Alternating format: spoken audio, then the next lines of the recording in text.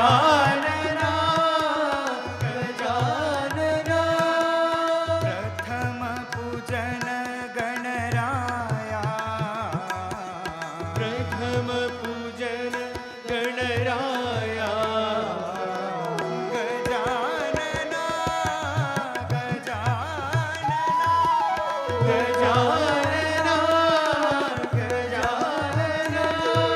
प्रथम प्रार्थना श्री गणराया प्रथम प्रार्थना Shri Ganaraya Lambodara Ganaraya Lambodara Ganaraya Lambodara Ganaraya Lambodara Ganaraya Gajanana Gajanana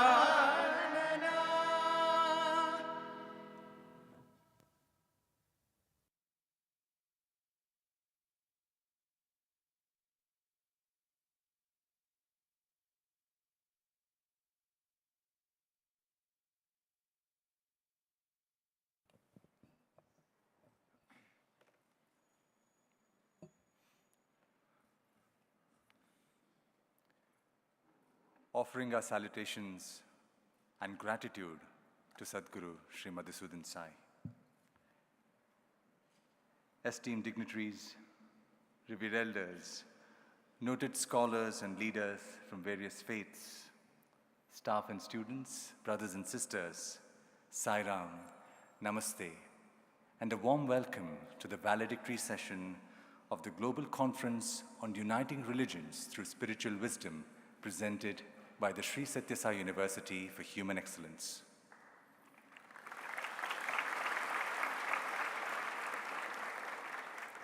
At the outset, we would like to extend a warm welcome to the dignitaries seated on the dais. Our guest of honor, Sri Mahabaleshwara MS, Managing Director and CEO, Karnataka Bank. Thank you, sir, for gracing the occasion. Geshe Sangpo, Tenzin Gyatso Scholar, Kandan Jangse Monastery, India.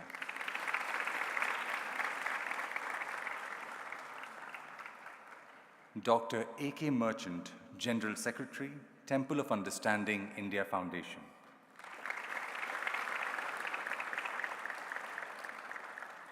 Dr. Hafizur Rahman, Founder President, Sufi Peace Foundation, India.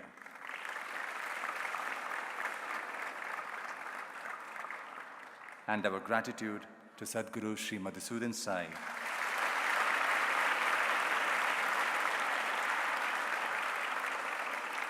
Our revered founder and the guiding light behind this conference. We will commence the program this evening with Vedic invocation. Boys students pursuing their BA in Vedic studies will be chanting the Devi Suktam.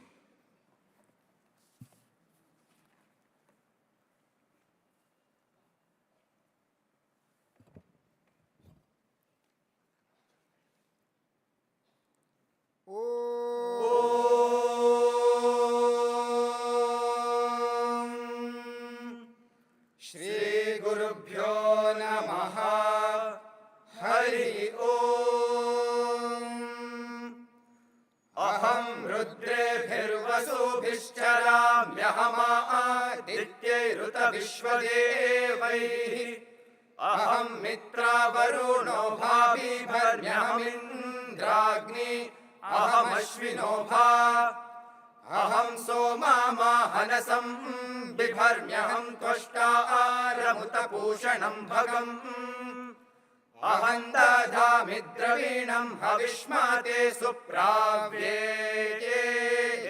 यजमानाय सुन्वते अहं राष्ट्री संगमानि वसूनां चिकितुषी प्रथमा यज्ञियानां तामा देवा व्यादधुः पुरुत्रा भूरिस्थात्रां भूर्या वेशयन्तीं मया सो अन्नामत्तियो विपश्यति यः प्राणीति य शृणोत्युक्तम् अमन्त्रं होमन्त होमान्त उपक्षियन्ति श्रुतिश्रुतश्रद्धिवन्ते वदामि अहमेव स्वयमिदं वदामि जुष्टं देवेभिरुतमानुषेभिः यं कामयेतन्तामुग्रं कृणोमि तं ब्रह्माणं तं ऋषिं तं सुमेधाम् अहं रुद्राय धनुरातानोमि ब्रह्मद्विषेशरवे हन्तवाऊ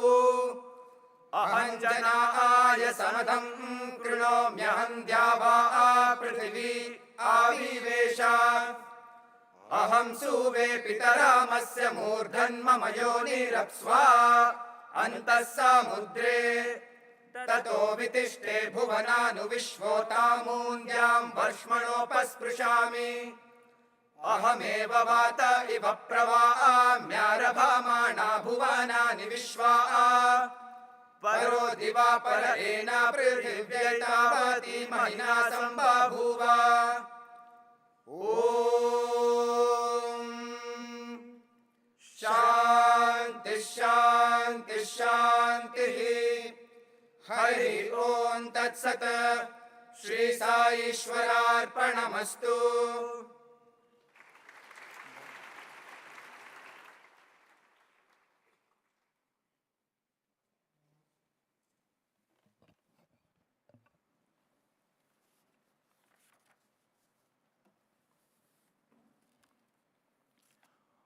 Over the last couple of days, there have been talks and discussions on the fundamental messages and spiritual essence of all religions, demystification of esoteric concepts, and dialogues on how to make religion relevant to the next generation.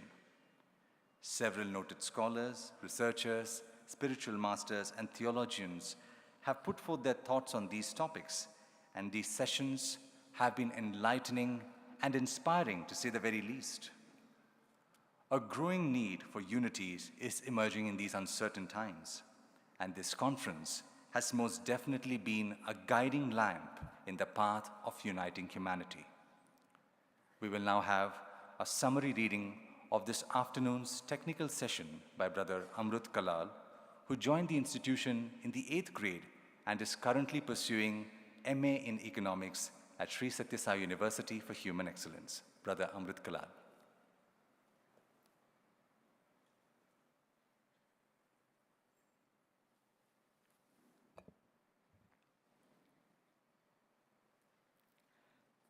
Good evening and welcome to the Valedictory of Global Conference on Uniting Religions through Spiritual Wisdom, presented by the Sri Sathya Sai University for Human Excellence. This afternoon, we had the final technical session of the conference, focusing on the theme of the messenger and the message. The first speaker was Geshe Lodo Sangpo. He spoke about the lives of the messengers from a Buddhist perspective. Sharing 5 lessons from the Buddha's life, he illustrated that true happiness does not lie outside, but within our own selves. The next speaker, Ms. Gulsha Begum, chairperson of the Divine Abode Foundation, elaborated on the unifying wisdom projected in all religions, saying that while the paths or religions may be different, the goal of all religions remains the same. The last speaker of the session was Dr. A.K. Merchant, General Secretary of Temple of Understanding, India Foundation. He elaborated the underlying essence of all the religions as a panacea to modern societal problems. Dr. Merchant expanded upon the main principles of all the major religions, which, in their commonality, emerge as the foundation of a good society rooted in human values. Dr. A.K. Merchant then shared a brief summary offering an overview of the 2-day conference, after which the session came to an end. Thank you. Sairam.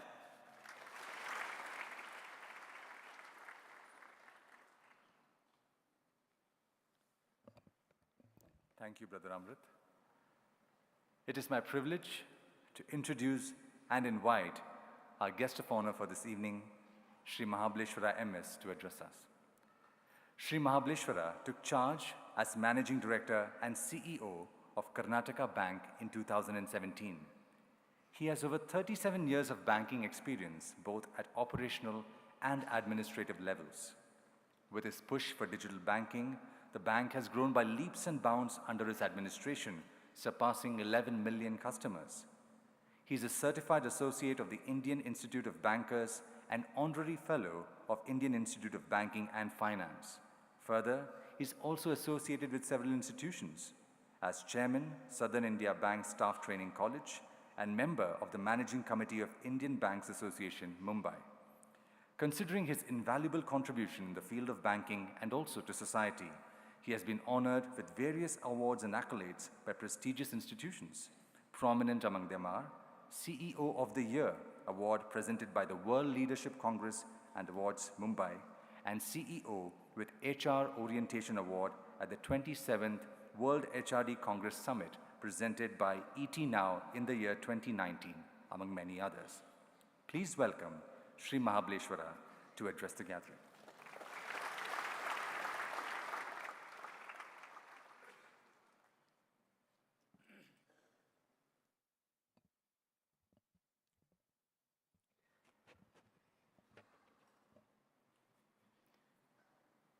Paramapujya Sri Madhusudan Sai Ji, all the dignitaries on the dais, and all the special invitees, and the brothers and sisters, and the students from this great institution. Couple of days have been very memorable in our life.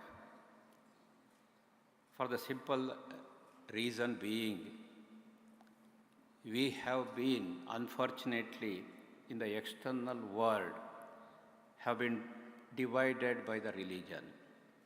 But here we have been united by the religion.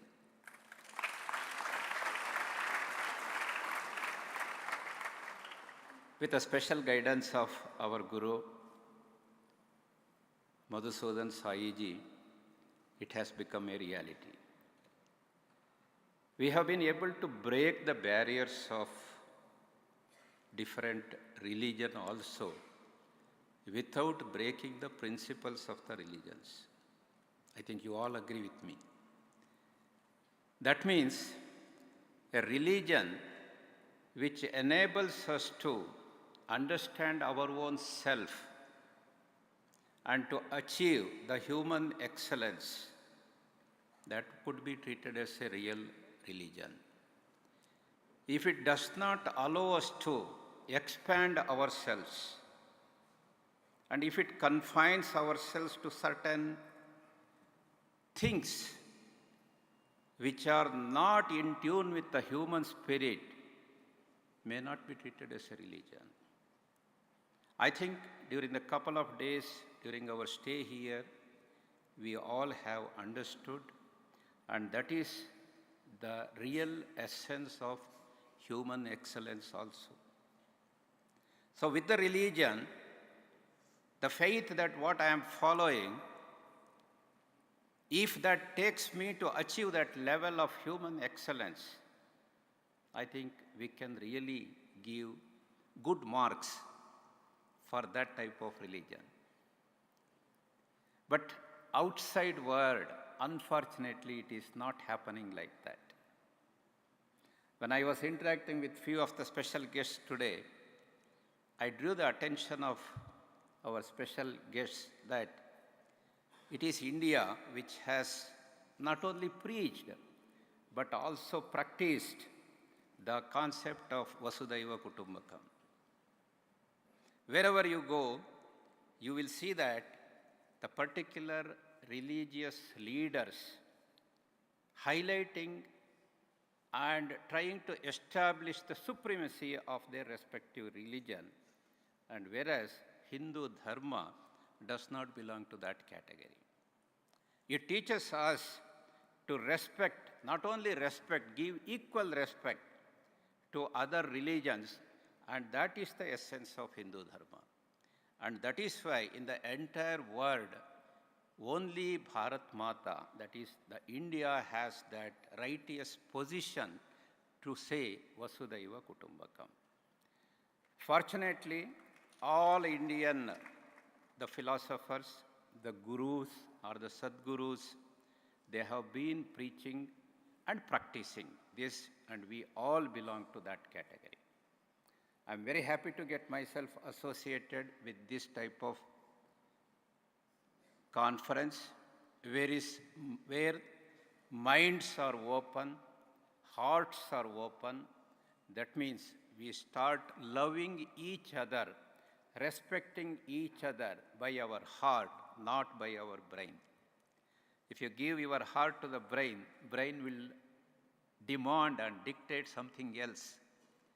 Then it looks into the business, but heart doesn't do like that. So with that background, I'm very happy to get myself associated with this great movement. In fact, in the corporate world also, since I belong to the corporate world, that is banking, we also practice our dharma. In the recent past, not only in India, but also in the entire world, we follow the ESG policy, environmental, social, and governance policy. When we say environmental, it is the equal opportunity, not that just the equal opportunity, but also to ensure that whatever the developmental activities that we take or undertake, that is done without harming the environment. That means we have to be very, very cautious and also to take care of our needs of the ecosystem without harming that. Noon when I came here, I had the opportunity of visiting your Gurukulam. How beautifully it is designed and also developed without harming the eco-friendliness of that particular structure as well as that particular concept. Nowadays, when we think of the development, we always think of first destroying the nature and then developing the nature in an artificial way. Many times I used to say our cities have become concrete jungles. It's a reality. But without harming the ecosystem, if you are in a position to visualize a development that is sustainable development. And social, we are an integral part of society. Each and every action that we do, it should help in furthering the social cause. Many organizations or the corporates today have their own CSR activities, corporate social responsibility activities. So the development, whatever that we are practicing, that should reach the needy one. And each and every organization should have that social concept. I should be clear that whatever the activities that I undertake, that is for the good of the society. At Karnataka Bank, we have a policy. All those activities which are permitted under the law, yes, we are ready to get ourselves associated. But what I am practicing in my bank is, if you are in the liquor business, liquor manufacturing, liquor trading, or whatever it may be, it may be a licensed business, a legitimate legal business, but I am sorry, we will not support you. This is the social cause for which we are committed. If it is an educational institution, yes, I am there, but not for the liquor type of things, because that is the social responsibility with which we are running an organization. Governance, we call it as corporate governance. The righteousness, what do you understand by the corporate governance? The righteousness. To be truthful, you may be having many policies. If you look into the corporate world, each organization, they have about 60 to 70 policies that is the framework within which they have to function. If we are not adhering to our own policies, then what is the purpose of it? So the truthfulness to our own policies, this is how we have to develop an institution. And I consider all these things, ESG, as the corporate dharma. So if you are able to adhere to that, definitely the human excellence will be achieved. About a month back, I had an opportunity of interacting with your two colleagues, Mr. Sunil Narang as well as Mr. Anant Prakash. They had come to me, and I consider that as one of the most memorable moments of my life. Both of them belong to this concept of each one educate one concept.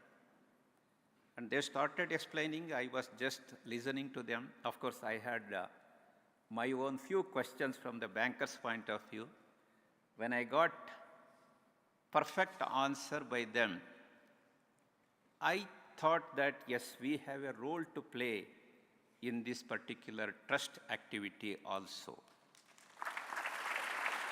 The reason being, my bank is 98 years old and we are into 99th year. Next year, we will be celebrating our 100th year, a centenary. For human beings, once you complete 60 years or 70 years, then your days are counted. But for the organization, if you become 80, 90, 100, 110, it becomes stronger and stronger. So keeping that in mind, in my organization, what we have been doing is, education has been one of the important aspects of our corporate responsibility. What I have done is, I have associated with good number of schools and requested the principals and the headmasters of that particular schools to identify those students who are coming to their respective colleges or the schools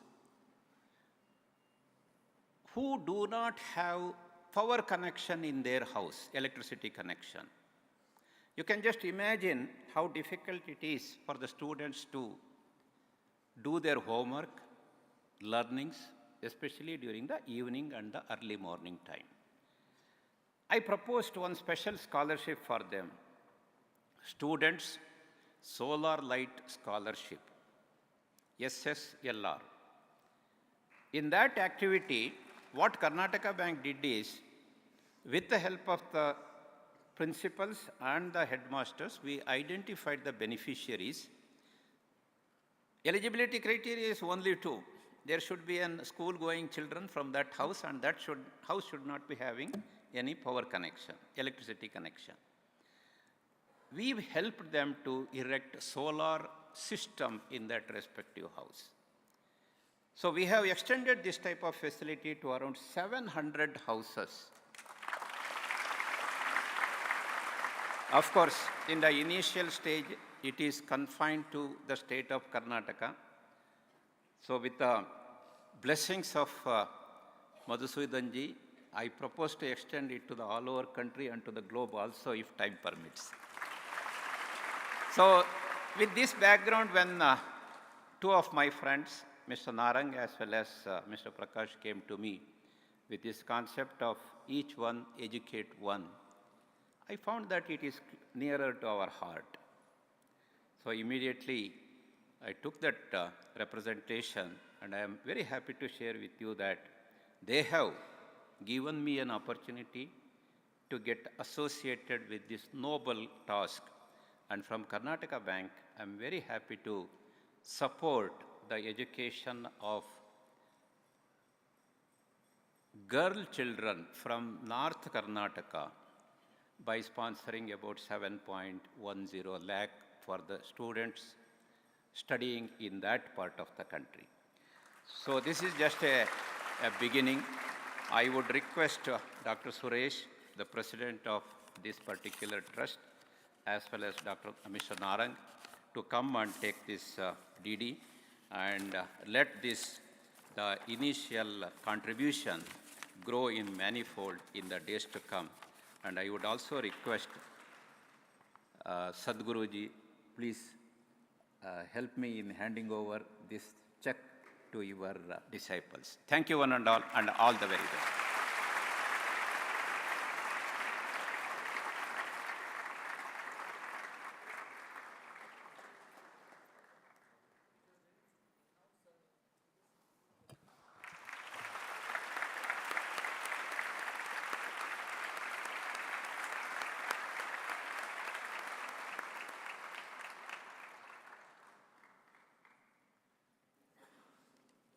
We thank you, sir, for being with us here today and so warmly embracing our institutions. We are delighted to be associated with you as well. As a token of our love and gratitude, we would like to offer you a little something with all our heart.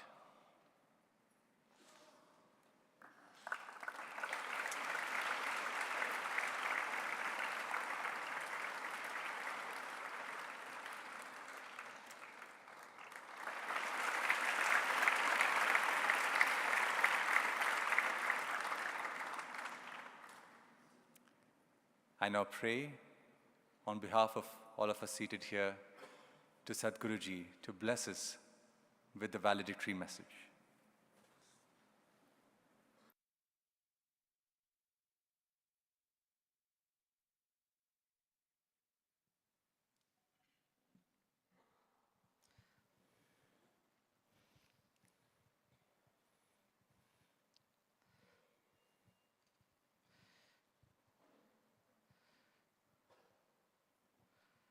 अयं निजः परो वेत्ति गणना लघुचेतसाम् उदारचरितानां तु वसुधैव कुटुम्बकम्.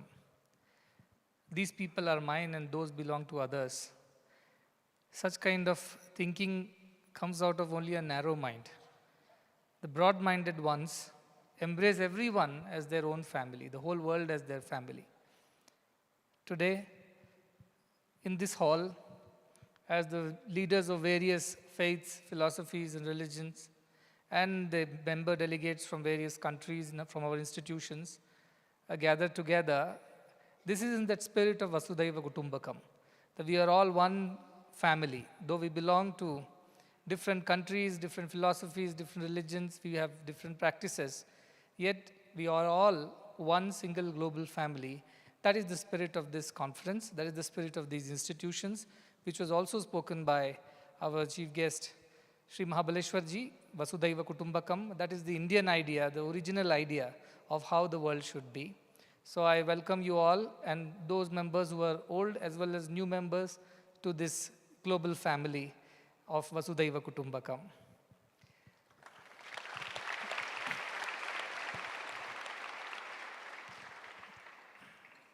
The last few days have been several conferences on various topics, starting with the conference on making higher education accessible and affordable to rural India. And today Mr. Mahabaleshwar, on behalf of Karnataka Bank, has extended his support in making the higher education, where the gross enrollment ratio is around 26-27%.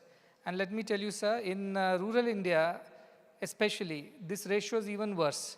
Not even 1% of rural girls enroll into higher educational institutions. It means they drop out much before even 11th or 12th standard. And what happens to them after that? That's no secret. We all know what happens next to them.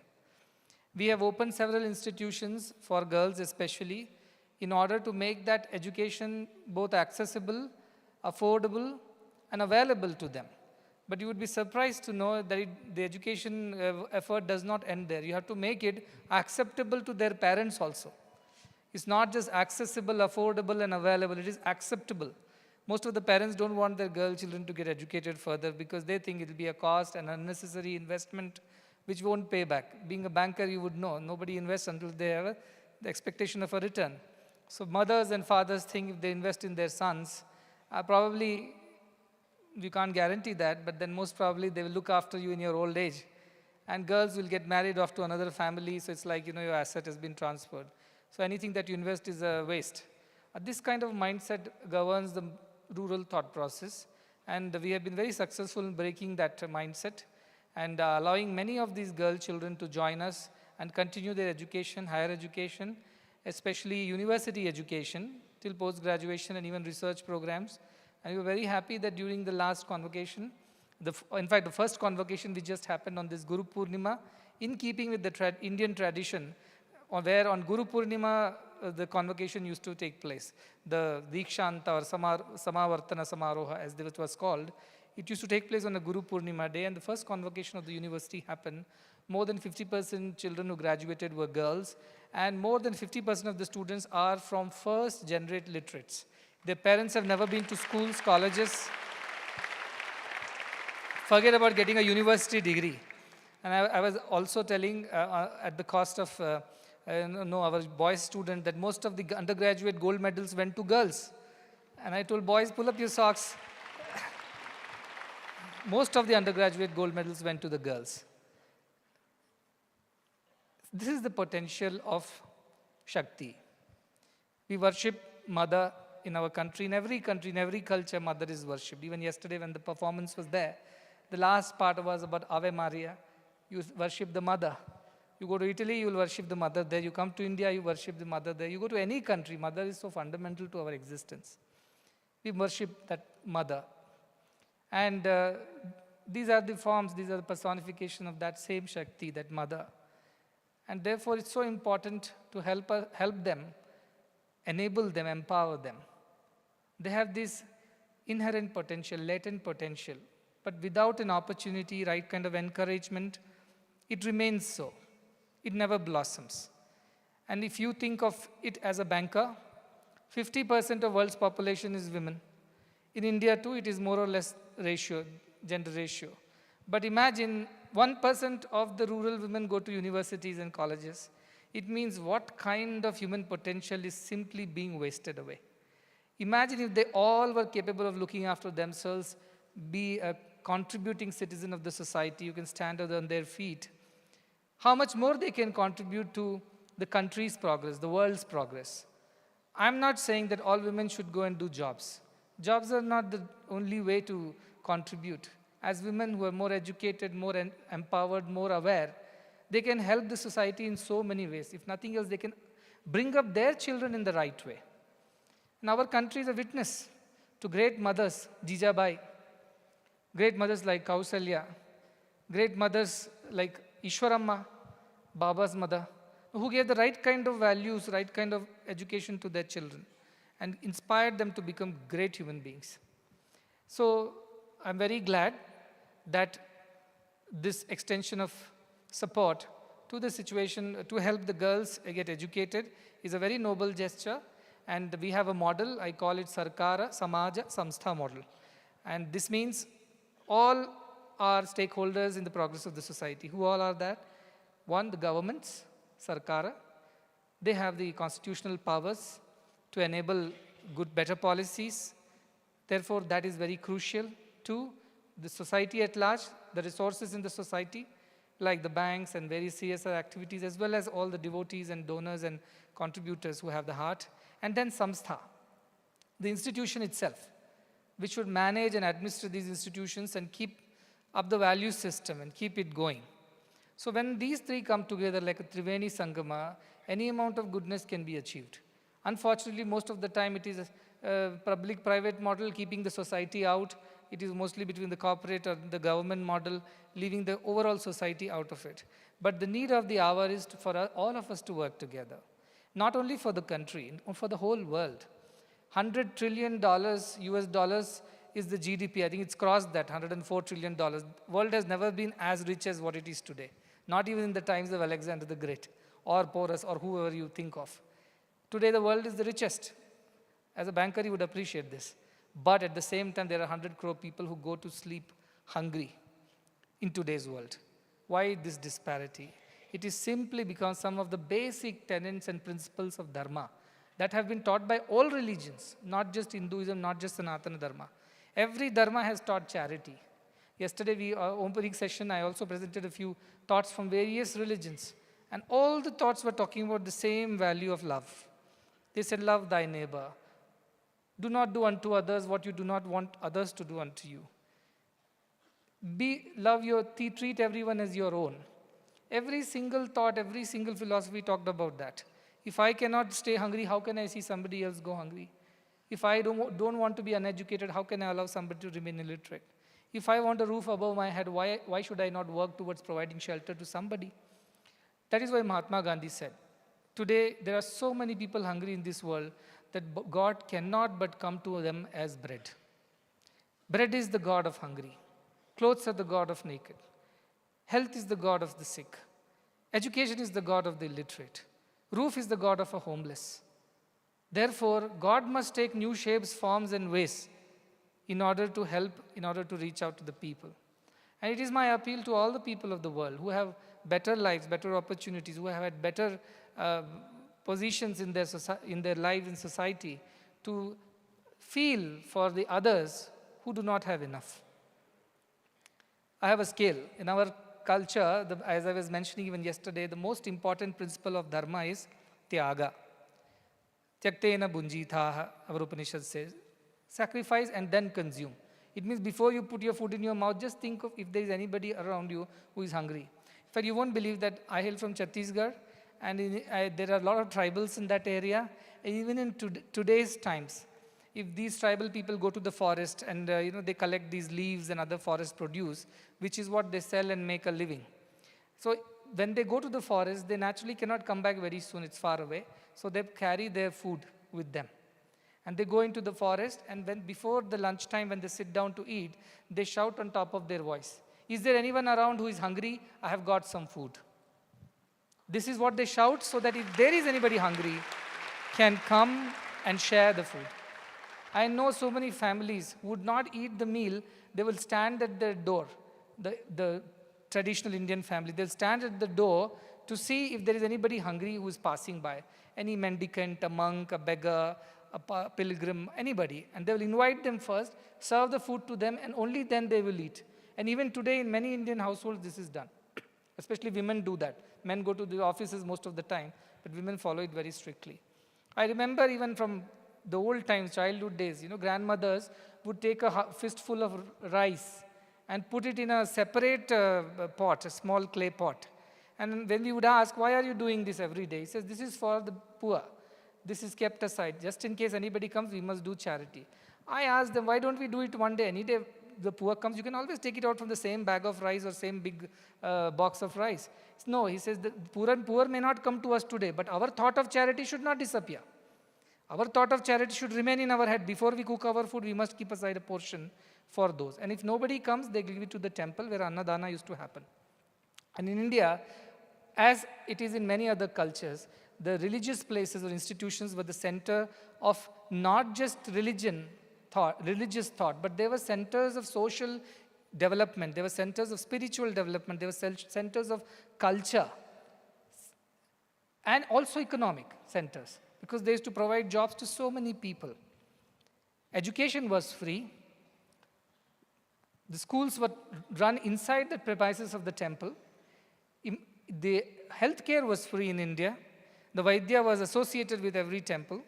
And he or the midwife or whatever associates are there to the Vaidya, they were all giving the treatment totally free.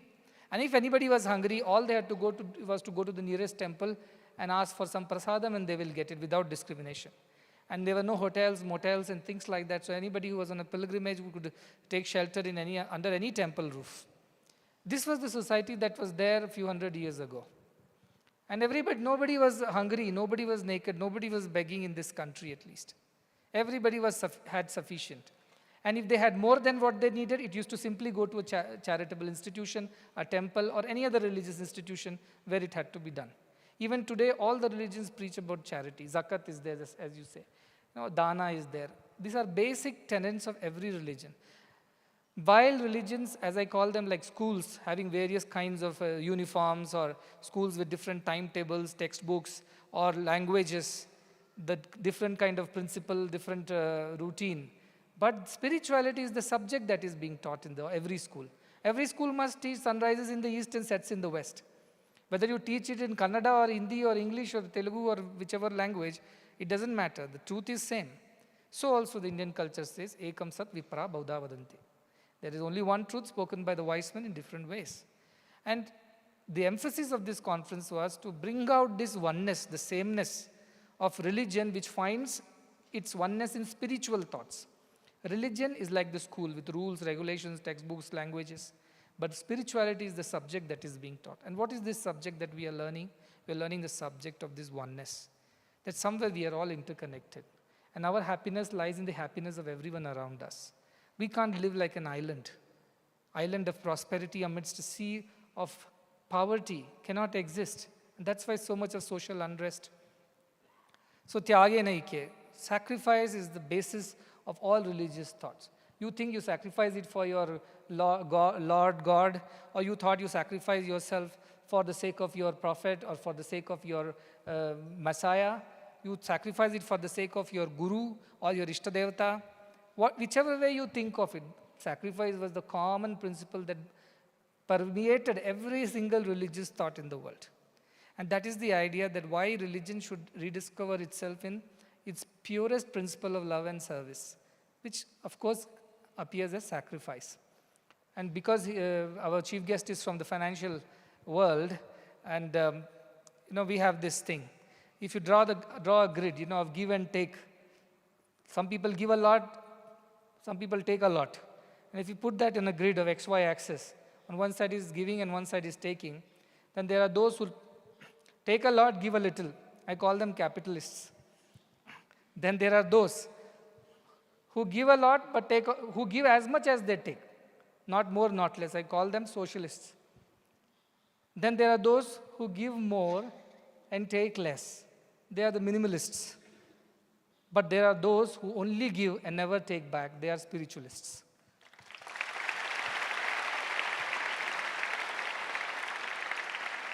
And we need more spiritualists today. Those who are willing to give, and whatever comes back to them, it is simply God's grace to them. Now we go to temple, we offer some naivedyam. Pujari does the puja, and a part of that naivedyam comes back to us prasadam. The whole of it never comes back, because the rest of it goes to the temple, where that is used to cook the temple's food for that day, and many other people get served from whatever we offer. So that was the original thought, Indian thought and all religious thought, to offer, live a life as an offering to the divine. And whatever we had in excess, it always used to go to the divine. Why the temples were so rich? Because kings thought that deity is the true ruler. Even today, if you go to Puri, Jagannatha, the Jagannatha is the ruler of that state. And even the king would go and sweep his road when the chariot is to come. That is a tradition is followed even today, that you have to sweep the road, because he thought, I am the servant of the Lord. So also Padmanabha Swami temple. Rajkumarji was here some time ago, and I was talking to her. This is the idea. Even today, the king was a servitor of the divine. And all the assets of the kingdom belongs to the deity and nobody else. That kind of idea is with which our Indian kings lived. And today, if you call those who have that kind of wealth, they are the people in the corporate world. They must understand that all the resources belong to society only. We are custodians of societal resources, and our job is only to enhance these resources so that it goes back to the society and enhances their well-being. There is no other reason why you must do business. Generally, there is a confusion in Hindu dharma. Varnashrama dharma is there. Brahmana, Vaishya, Shudra, and Kshatriyas. But Krishna says, Chaturvarnyam maya srishtam guna karma vibhagashaha. I have created these 4 classes, not categories up and down, but classes parallel to each other. What are these 4? Those who are intelligent types, those who pursue the path of education, knowledge, they are Brahmanas. Those who are valorous, courageous, and therefore they can protect the weak, they are the Kshatriyas. They have the administrative as well as the courage and capacity to protect. Then there are Vaishyas. They are the people who must conduct the trade. They are tradesmen and must keep the resources of the society moving without getting it clogged into one place or into one person's account. It should keep flowing like blood in the body. It should keep flowing and provide for everybody. And there are another class called Shudras, which are the people who are not their IQ is not as high, their EQs are not as high, but their SQ, the service quotient, they like serving. So they go out and do a lot of hard work to serve the society. In that they derive their joy and fulfillment. We have all, so these are the 4 kinds of people. And if you go to Purush Sukhatam, there is no conflict. It simply says, Brahmanasya mukham asid, bahu rajanya kritaha, uru tadasya dyaishaha, padbyam shudra jayada. In the same body of the Lord, these are the 4 limbs. The face or the head is the Brahmanas, the intellectual class. Then there are the shoulders, which are the Kshatriyas, the warrior class, or the administrative class, kings. And then there are the Vaishyas, the middle region, like the stomach, which digests the food which is brought by the hand into the mouth, but finally goes to the stomach, gets digested, turns into blood, and circulates to all parts of the body. It keeps the whole society going. And the feet are like the Shudras who make the society walk. Without that, we cannot work. If I tell you, anyway, your feet are feet, right? They're right down below. They get dirty so often. You give me away your legs, you don't need them. Will anybody would like to part their legs with them? You want to share your feet with me? So what if it's the lowest and the last part of your body? But it is what makes the whole body move. Otherwise, somebody will have to carry you around. So everybody's role was so clear. This is dharma. Dharma, as he mentioned, is the very intrinsic quality of every being. That quality, when we manifest in our lives through actions, that becomes the dharma of ours. A fire burns. If it stops burning things, it wouldn't be called fire. The fire's dharma is the ability to burn or to give heat. Water's dharma is ability to cool. Likewise, our dharma as human beings is the ability to sacrifice, to ability to love. That is our dharma. Leaving that, if we do everything else, we are not going to survive as a society. We will destroy ourselves. And that is why, while religion is so important, because it keeps order. It keeps the order in the society. Otherwise, there will be chaos. It's like for a traffic police.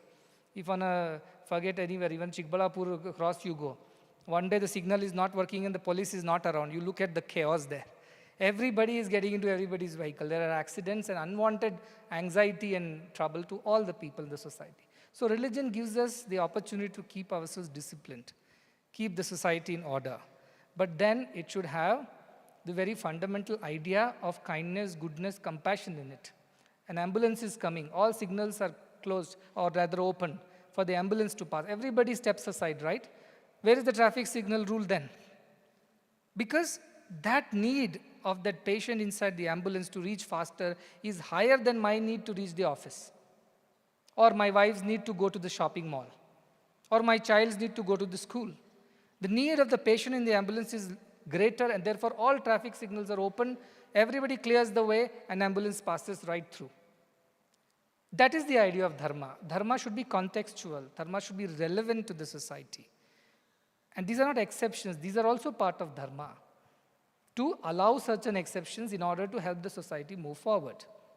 Unfortunately, because of various other, selfish agendas, religion has been weaponized in these times. And it's been weaponized since the time religion came into existence.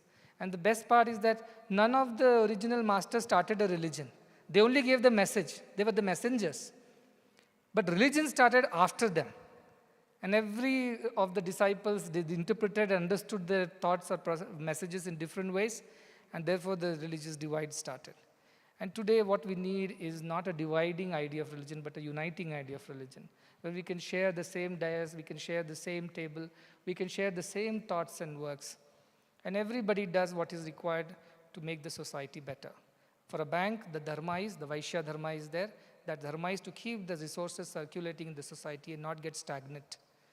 To ensure that there is equitable distribution of resources in the society, so that everybody gets their due. I'm not saying everybody should get equal. I'm saying equitable, according to their efforts, according to their capacities, according to their shraddha in whatever they're doing.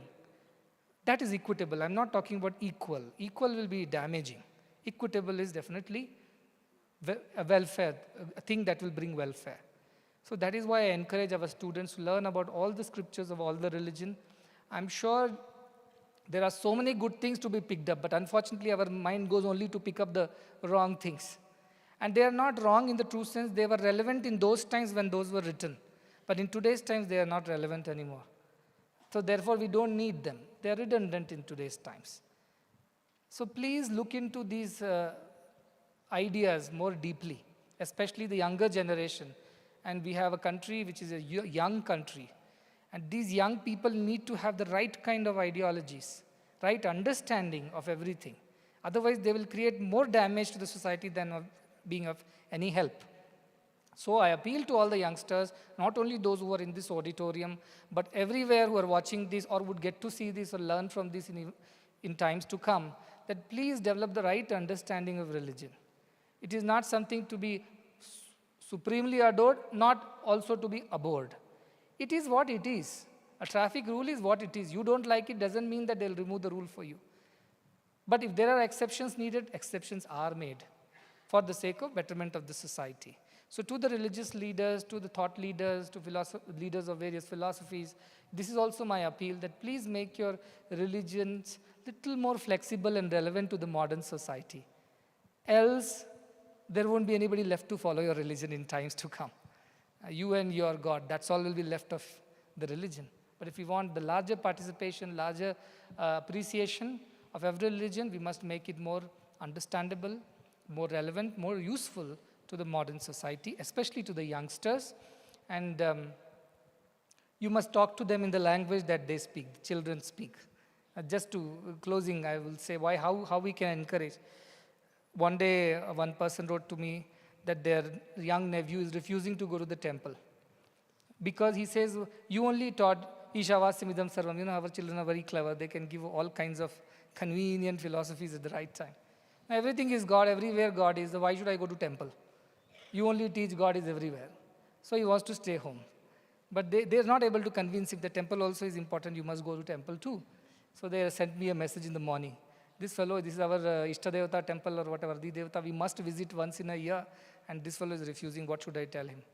He says God is everywhere. He's in our puja room also. Why should I go all the way to see him on the top of some hill, trekking all the way up? So naturally, I had to answer it in the way the child will understand. I asked whether the child plays video games, because it's very natural, all children play video games, or watches some YouTube videos. He said, yes, he does so.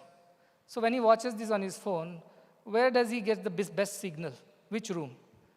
Then the child replied that whatever in this particular room is the best signal, because signal is strong there. See, most of the time that fellow is found there watching videos.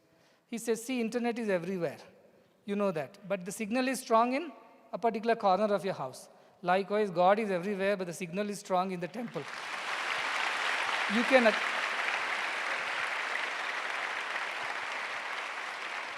can connect to God easily in the environment of a temple or any religious institution where so many like-minded people come together, their thoughts concentrate over there. The sthala mahima, the Shakti goes up. And that's when it becomes easy for you to transcend your body, mind, senses and enter the realm of spirituality, the divine realm, where you feel the calm, the peace. Many people, when they come to this ashram, they say it is so energizing. Many of our dignitaries who had come from various countries this morning, each one of them, without exception, said it feels so peaceful over here. Even Mahabaleshwarji was telling that it was so peaceful over here. Not peaceful because all of you are sitting quiet. Peaceful because peace is an attribute of the place. You enter, your mind is put to rest. Your anxieties go down. You calm down. This is the effect of a place. So God is everywhere, but then why we feel more peace over here? Because there are good people here, God-like people here, who are thinking the same thing, who love, who serve, who are devoted. In that environment, the vibrations that it creates, when you enter such a circle of vibration, you also get influenced by it. Therefore, it is important to have such places too. So religion is important. I'm trying to re-emphasize, because many of our students should not take the excuse that anyway spirituality is all that matters, why we need religion. No, religion means a religious institution. Religious institution means certain ways of doing things. But all these have a relevance in helping us become better human beings and understand spirituality. If you don't go to school, how will you study the subject? You have to go to the school. But my appeal to all the schools of religion is that please teach the same subject. Don't distort it, don't modify it, don't change it to suit your conveniences, especially divisive conveniences, political conveniences. That is something that has to be shunned. And therefore, if children develop their own understanding of every religion and the idea of spirituality, I'm sure you will not be negatively influenced by anything in the society. Because you have a stand, you have a perspective, you have an opinion, a mind of your own. With your own effort, you have understood it. Therefore, nobody can dissuade you from the path, at the same time influence you by saying wrong things. Today's youth are unwantedly getting into unnecessary conflicts and issues. This is one way out of the whole mess, that you have developed your own clear understanding of what it is. Learn from everyone. Ramakrishna Paramahamsa practiced several religions because he wanted to understand what it is all. He lived like a Muslim for some time. He lived like a Hindu. He lived like a Christian for some time. His idea was to understand what is there in all these religions. And finally, he came to a conclusion that religions are all paths. Jitne mat utne path. That is what he concluded. As many ways religions are there, that many paths to God. So he gives the example of a lake. You are thirsty. A Christian goes to the lake, he says, oh, I want to have some water. A Muslim goes, wo pani pita hai. Then a Hindu goes and takes jala, or whichever way. Idea is what? They all drink and they are satisfied. The thirst is quenched. They call water by various names. They drink from various sides of the lake. But what they drink is one and the same. What it does to them is one and the same. That is spirituality. So I hope this conference has been useful and helpful to each one of you to appreciate and understand the idea of religion, why it's important, how it should be made relevant to today's times, especially to the younger generation, and how spirituality is the undercurrent of all religious thoughts. I once again congratulate the organizers, the university, all the management, all the volunteers who have worked relentlessly for the last almost 15 days, ever since Guru Purnima, to make proper arrangements for everybody who arrived over here, and all the dignitaries who made time to come here despite their busy schedule. And I hope that this will lead to something wonderful in the future. We have had discussions, and I'm sure many of these kind of seminars would follow, and we will learn from it and spread that right knowledge in the society. Once again, I thank Mr. Mahabaleshwar for coming here and furthering the cause of education, especially to the girls, which is so close to my heart. Our girl children know. If you look at the hall, you can see they are clearly more in numbers. They are from the intermediate and the graduate and postgraduate. These are all our intermediate and UG students, whereas there are intermediate UG students on the girls' side. They are definitely more in number. It means there is hunger for them to study and learn more. And I did not allow the school students to come here because I thought, one, that they will be finding it difficult to appreciate all these. More than that, there is a spread of this infection. I'd want to keep them safe. So they're all complaining to me. For the last 10, 12 days, I've kept them at their hostels and not allowed them. But I hope this pandemic ends soon. And the only way is we become better in our immunity and our ability to handle diseases.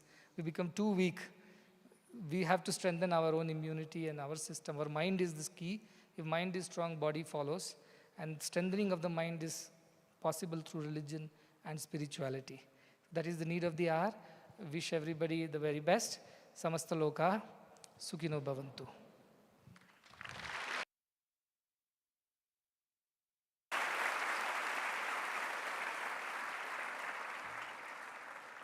Our prayerful salutations and gratitude to you, Sadguru, for so beautifully concluding this wonderful conference with some beautiful, simple, and lucid examples and inspiring us to work together. We will now have a short 5-minute break, after which the evening program will continue with bhajans.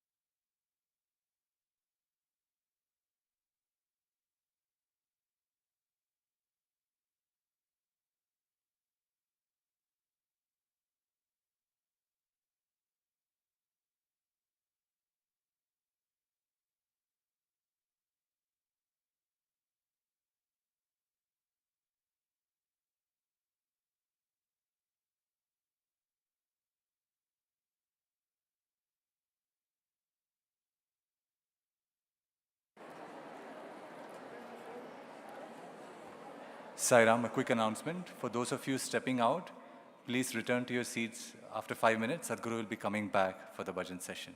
Thank you. Sairam.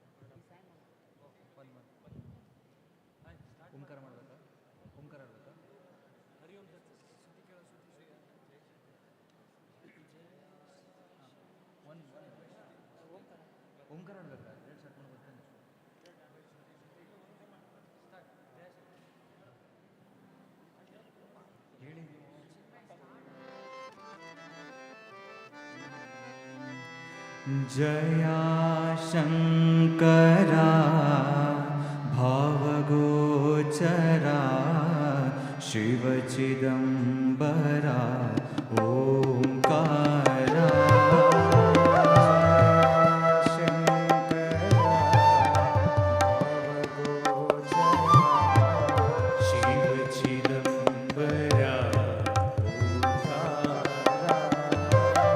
Jaya Shankara भावगोचरा शिवचिदम्बरा Omkara Jaya Shankara भावगोचरा शिवचिदम्बरा Omkara पतिविहारा पापविदूरा पतिविहारा पापविदूरा पतिविहारा पापविदूरा पतिविहारा पापविदूरा जगदोद्धारा ब्रह्मपरा जगदोद्धारा ब्रह्मपरा जगदोद्धारा ब्रह्मपरा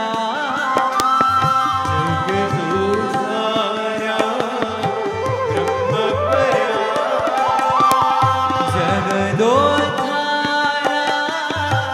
ब्रह्मपरा जगदोद्धारा ब्रह्मपरा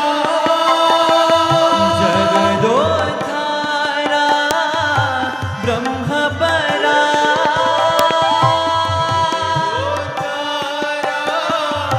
ब्रह्मपरा जगदोद्धारा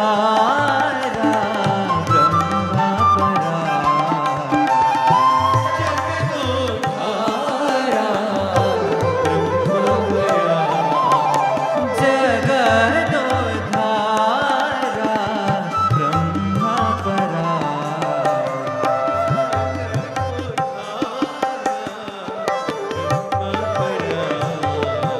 Jaya Shankara भावगोचरा शिवचिदम्बरा Omkara Jaya Shankara भावगोचरा शिवचिदम्बरा Omkara पतिविहारा पापविदूरा पतिविहारा पापविदूरा जगदोद्धारा ब्रह्मपरा जगदोद्धारा ब्रह्मपरा जगदोद्धारा ब्रह्मपरा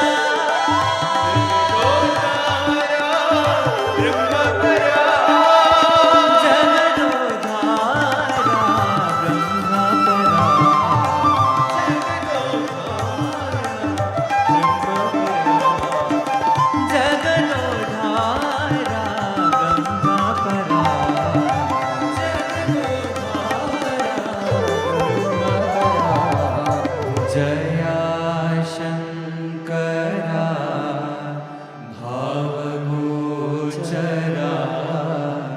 शिवचिदम्बरा Omkara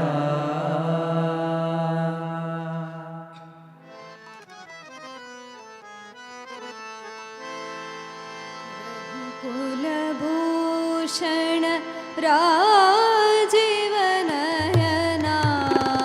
रघुकुलभूषण राजीवनयना रघुकुलभूषण राजीवनयना रघुकुल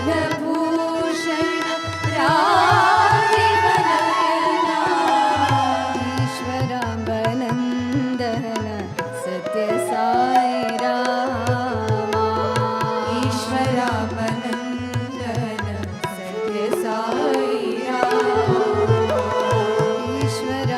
ईश्वरावनन्दन सत्य साई ईश्वरावनन्दन सत्य साई जानकी वल्लभ लावण्य रामा जानकी वल्लभ लावण्य रामा जानकी वल्लभ लावण्य रामा जानकी वल्लभ लावण्य रामा निरुपम सुन्दर सुगुणाभिरामा निरुपम सुन्दर सुगुणाभिरामा निरुपम सुन्दर सुगुणाभिरामा निरुपम सुन्दर सुगुणाभिरामा प्रशान्ति निलया पावन धामा प्रशान्ति निलया पावन धामा प्रशान्ति निलया पावन धामा प्रशान्ति निलया पावन धामा जय जय रामा प्रभु साई रामा जय जय रामा प्रभु साई रामा जय जय रामा प्रभु साई रामा जय जय रामा प्रभु साई रामा रघुकुल भूषण राजीव नयना रघुकुल भूषण राजीव नयना ईश्वरावनन्दन सत्य साई रामा ईश्वरावनन्दन सत्य साई रामा जानकी वल्लभ लावण्य रामा जानकी वल्लभ लावण्य रामा निरुपम सुन्दर सुगुणाभिरामा निरुपम सुन्दर सुगुणाभिरामा प्रशान्ति निलया पावन धामा प्रशान्ति निलया पावन धामा जय जय रामा प्रभु साई रामा जय जय रामा प्रभु साई रामा जय जय रामा प्रभु साई रामा जय जय रामा प्रभु साई रामा रघुकुल भूषण राजीव नयना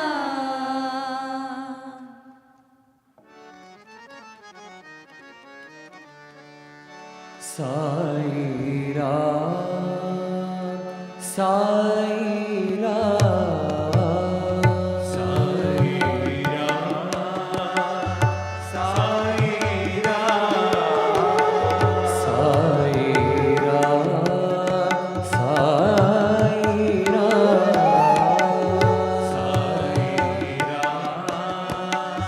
Sai गाएगी सदा सुभर श्याम गाएगी सदा सुभर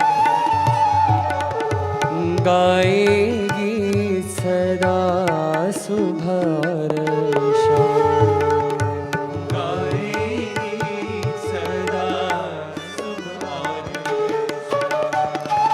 हर एक पल में हर एक क्षण में हर एक पल में हर एक क्षण में हर एक पल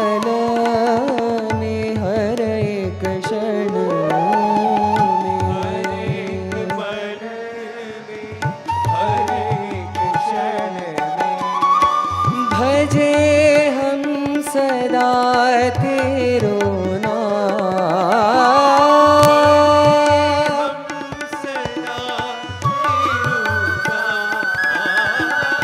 भजे हम सदा तेरो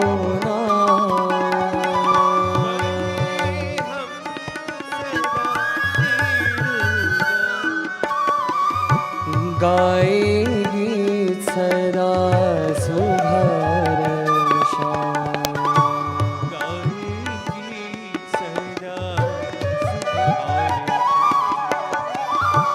कोई कहे तुझे जानकी रामा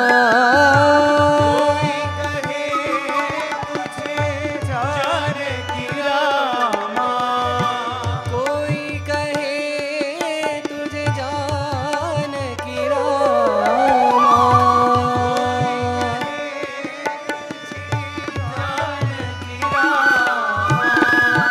कोई पुकारे राधे श्यामा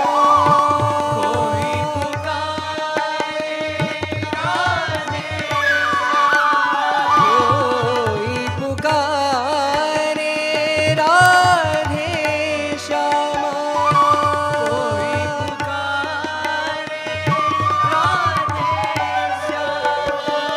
हमारे लिए तुम साईं भगवान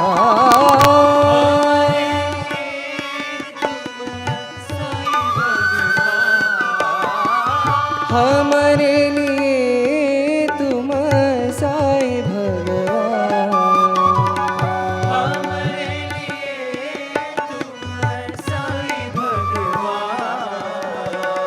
गाएगी सदा सुभरशा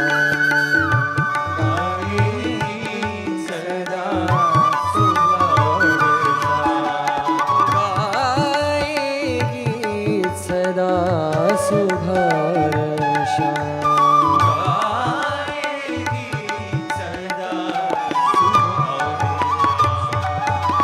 साईं राम साईं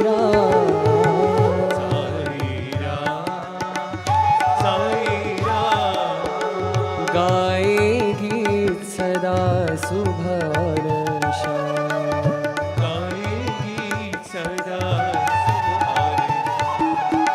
हर एक पल में हर एक क्षण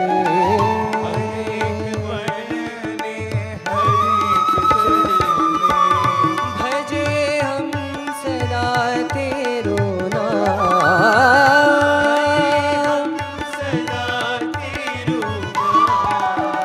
गाएगी सदा सुभरशा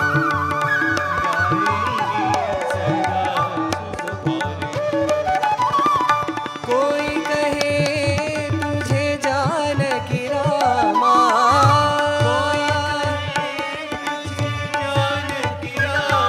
कोई पुकारे राधे श्यामा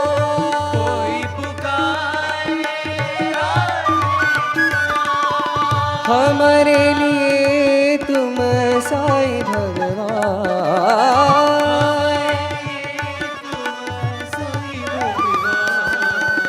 गाएगी सदा सुभरशा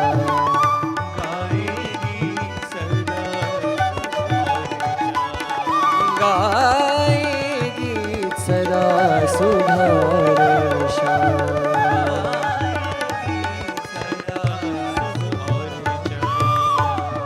साईं राम साईं राम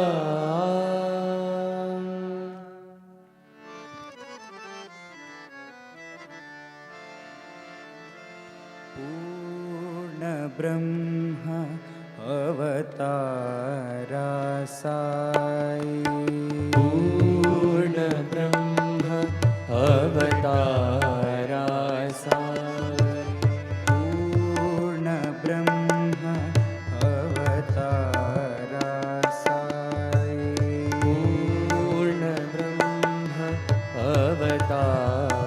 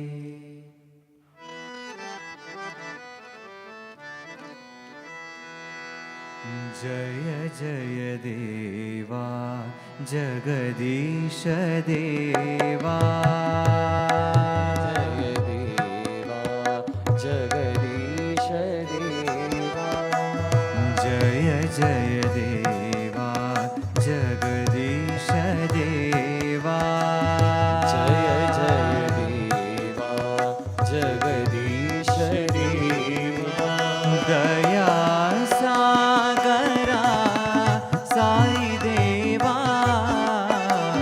दया सागरा साई देवा दया सागरा साई देवा दया सागरा साई देवा जय जय देवा जगदीश देवा जय जय देवा जगदीश देवा नीरजनयना क्षीराधिशयना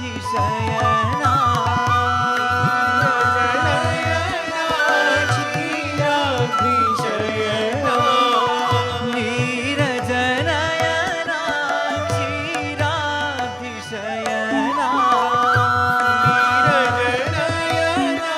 क्षीराधिशयना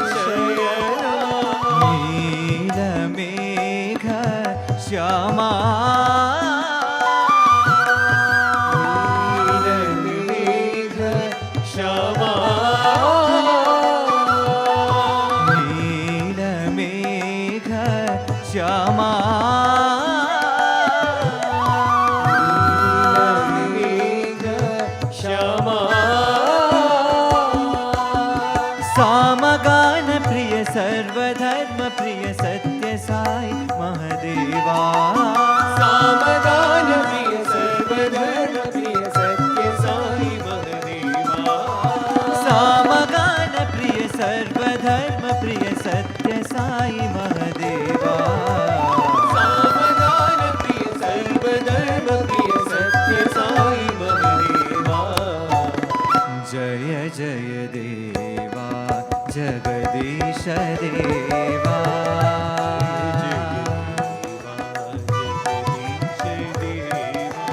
दया सागरा साई देवा दया सागरा साई देवा जय जय देवा जगदीश देवा जय जय देवा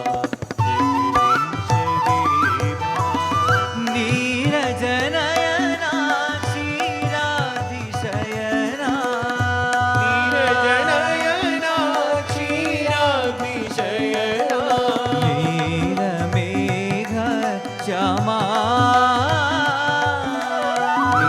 नीलमेघ श्यामा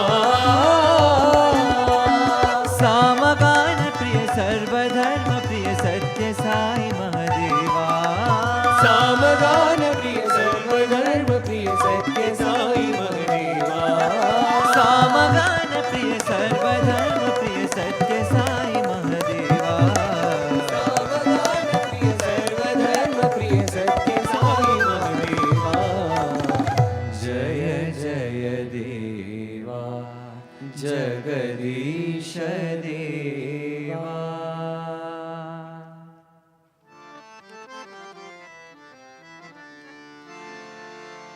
साई मेरा तुम हो सहारा साई मेरा तुम हो सहारा साई मेरा तुम हो सहारा साई मेरा तुम हो सहारा शिरडी अवतारा साई परतिपुरी भगवान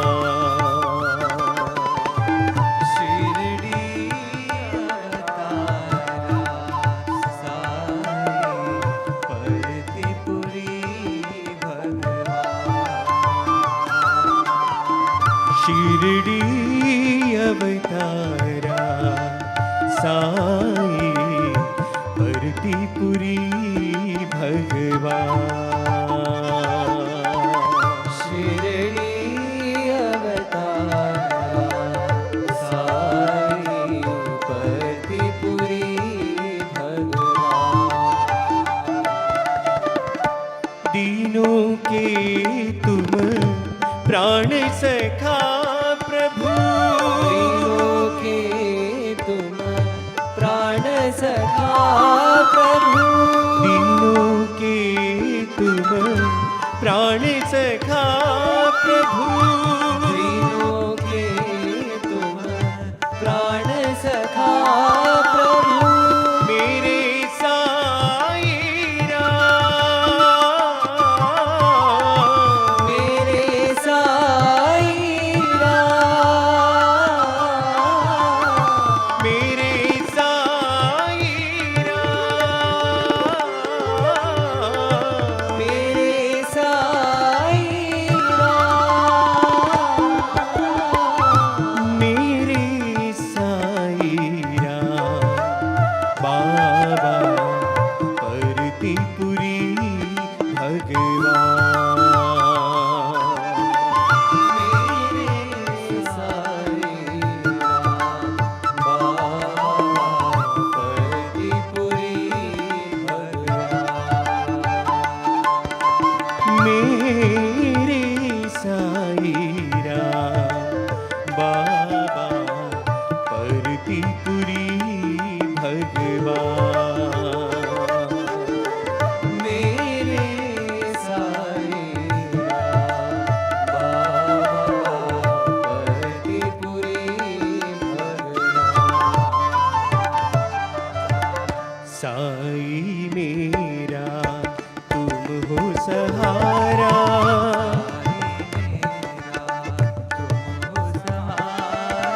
शिरडी अवतारा साई परतीपुरी भगवान शिरडी अवतारा साई परतीपुरी भगवान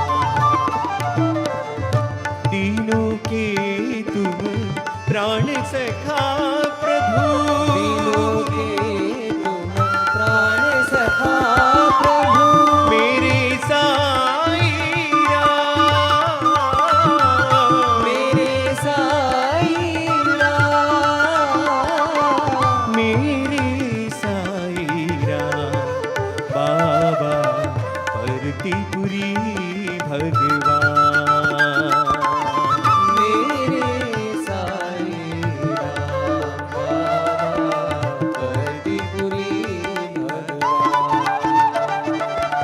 मेरी साई राम बाबा परतीपुरी भगवान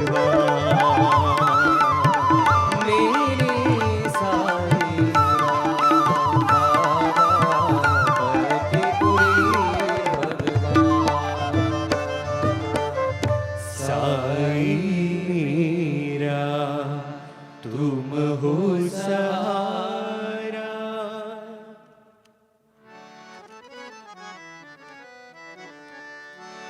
देवकी तनया दयानिधे देवकी तनया दयानिधे देवकी तनया दयानिधे देवकी तनया दयानिधे दयानिधे कृपानिधे दयानिधे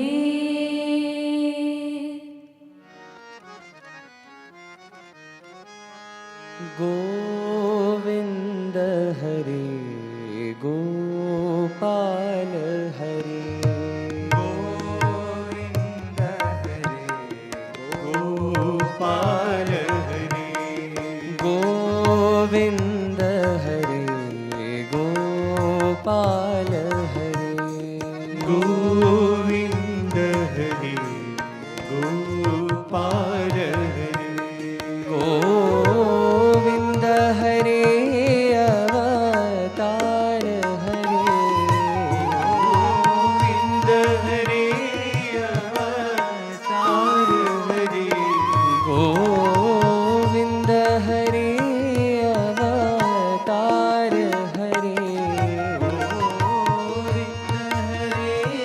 अवतार हरे गोविंद हरे गोपाल हरे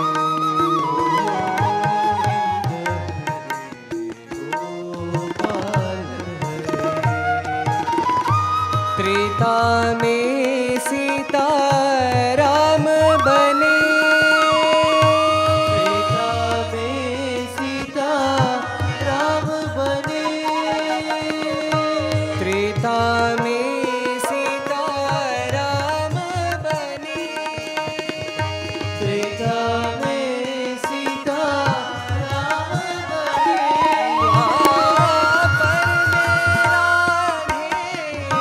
श्याम बने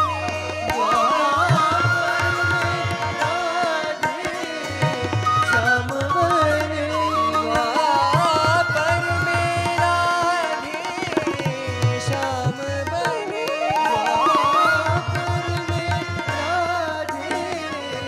श्याम बने कलयुग में साई नाम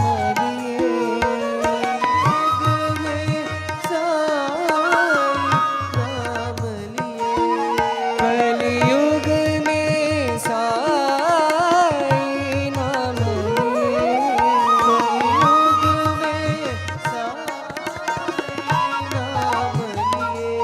साई नाम लिए सर्वनाम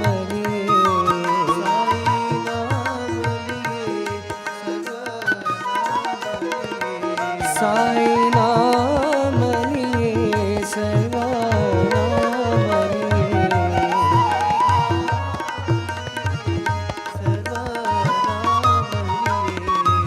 गोविंद हरे गोपाल हरे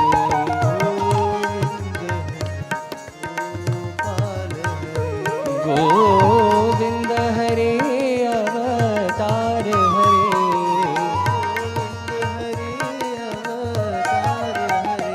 गोविंद हरे गोपाल हरे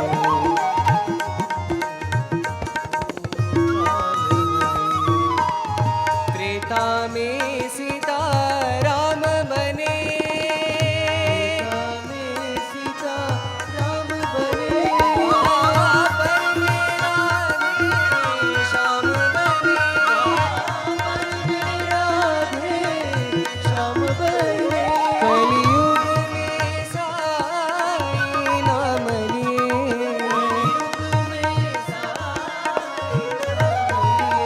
साई नाम लिए सर्वनाम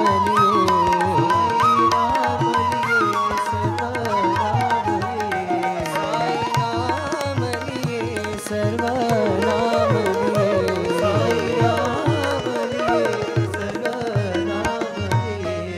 गोविंद हरे गोपाल हरे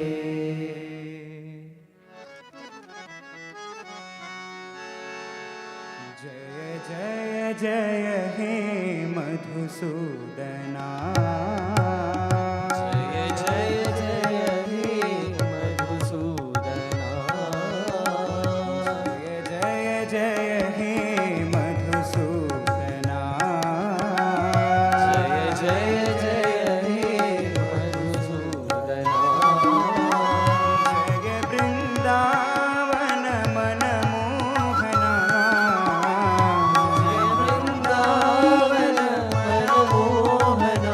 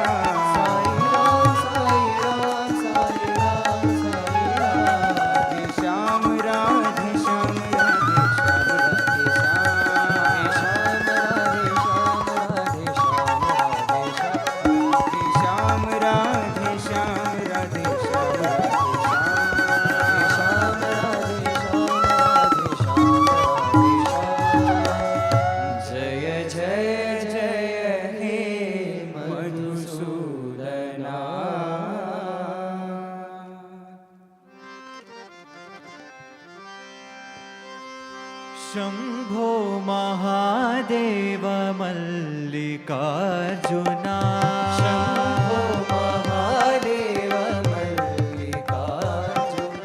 शम्भो महादेव मल्लिकार्जुना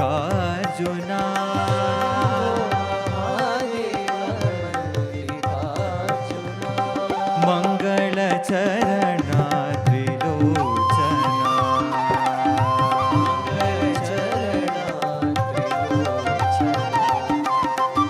मङ्गलचरणा त्रिलोचना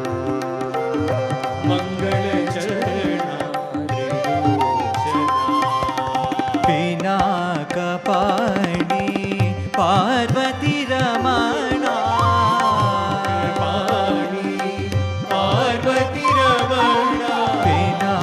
पिनाकपाणि पार्वती रमणा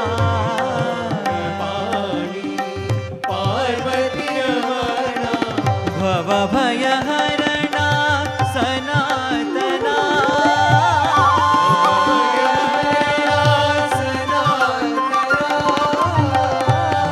भवभयहरणा सनातना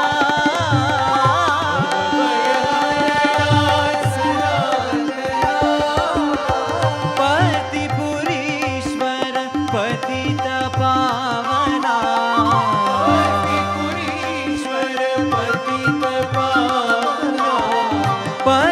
पतिपुरीश्वर पतित पावना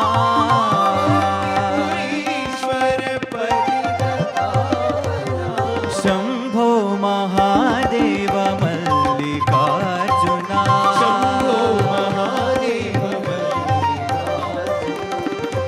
मङ्गलचरणा त्रिलोचना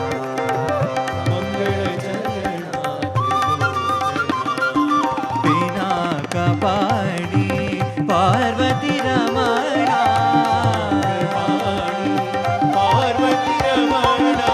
भवभयहरणा सनातना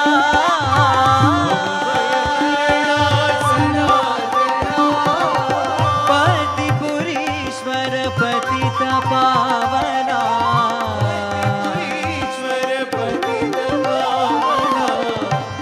पतिपुरीश्वर पतित पावना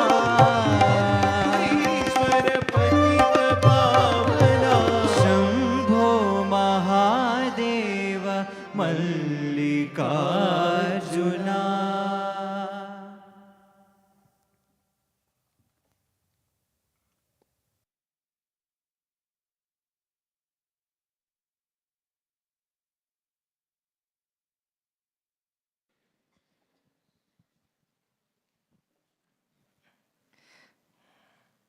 Bhaktaparaadinaaya namaha. Mic Paradinaaya namaha.